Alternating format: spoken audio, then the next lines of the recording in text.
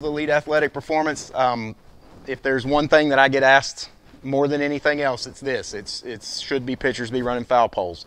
And I know I've had a lot of fun on this topic, joked around a lot, and I'm not here to do that today. I just want to explain what the reasoning is, or like what the process is, how we got here, and what to do to move forward. So first off, the answer to that question is absolutely no.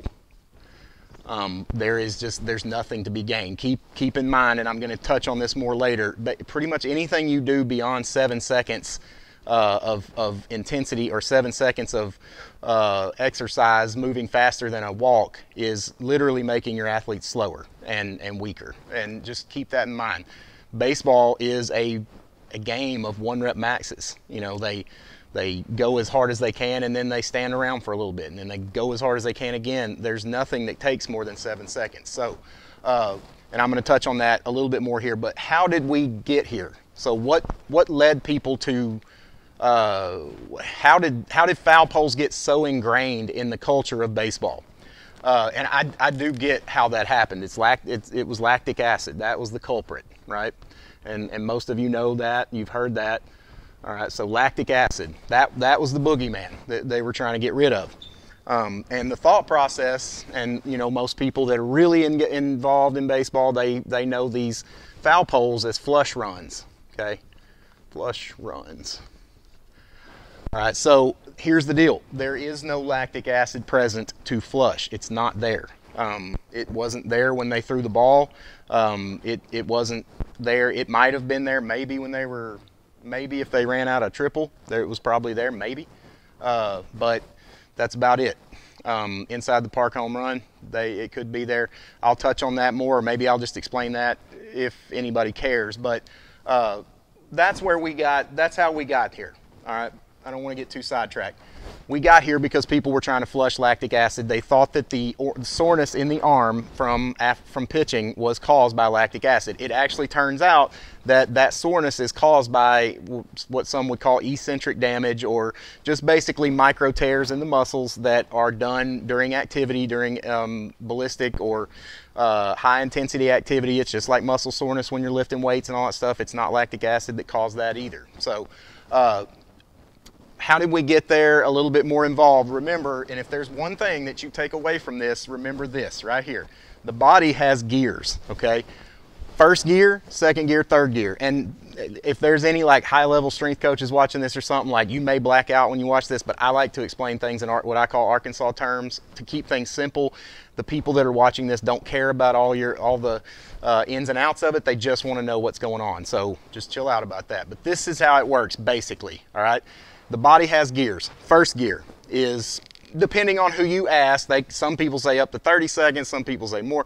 I just usually say 10 seconds. The first 10 seconds of activity. So 10, like basically a 1 second burst, any activity that's at a high level up to about 10 seconds is this first gear, okay?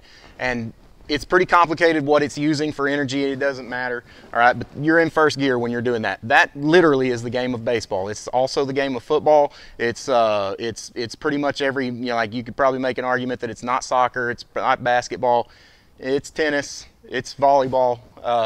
So that's where most athletes live, okay?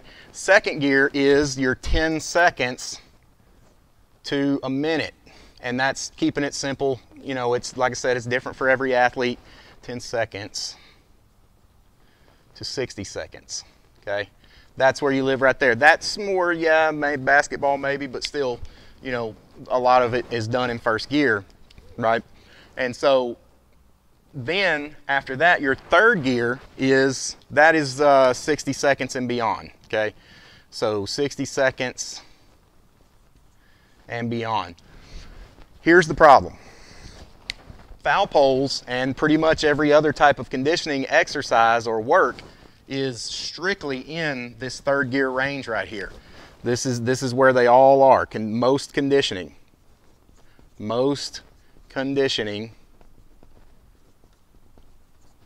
and flush runs, and all versions of flush runs live in third gear. But here's the problem. Training third gear, getting better, when you're doing that, foul poles and 110s in football and even triangles in baseball, things like that, when you're training that, you are making third gear better. But the problem is, making third gear better does nothing for first gear. It actually makes it worse. We can't multitask like that. Your body has a certain number of fast twitch muscle fibers in it, and it will dumb down some of those. Your body will, basically you play like you train, and we all know that. If you train slow, you're going to be slow, and this is slow. This is slow stuff no matter what. You can't just go full out, all high intensity for more than 60 seconds. The human body it takes a real freak of nature to be able to do that, mentally and physically. So what we need to do is train more in first gear, right? And that's where, like I said, that's where the sports live, so that's where the training needs to be. If you are going to condition your athletes, look into tempo runs. It's real simple. So if you were going to sprint for a tempo run, I love sleds for this, but honestly, I don't do much conditioning because most of our athletes get so much conditioning at school, we don't mess with it. But a tempo run is, say, if they're going to run 50 yards, all right? We're going to do 50-yard sprints. All right, you time them on average. If it takes, if it takes 8 seconds for them to run that, all right, seconds, whoops. If it takes 8 seconds to run it, so they sprint 50 yards, you give them 16 seconds. You double whatever it took. I keep wanting to lose that C there. All right, you double it, whatever it took to do the exercise, you give them twice that amount of rest. What that does is that keeps the body from slipping into these other gears right here, okay? And then as soon as they hit that 16 seconds, you blow the whistle and they take off again and you give them another 16 seconds, all right? It keeps them in first gear and it conditions them, all right? And I know I slipped a little bit away from flush runs and got into conditioning, but you know, that's a way that you can do that. Now, as far as flushing the arm, like I said, there is nothing to flush. Lactic acid really only gets built up in the body when you're in this gear right here. You are literally never, not one single time in the game of baseball do you enter this gear, okay? So there is no lactic acid, and this, I'm not being a smart aleck or I know I have been in the past, but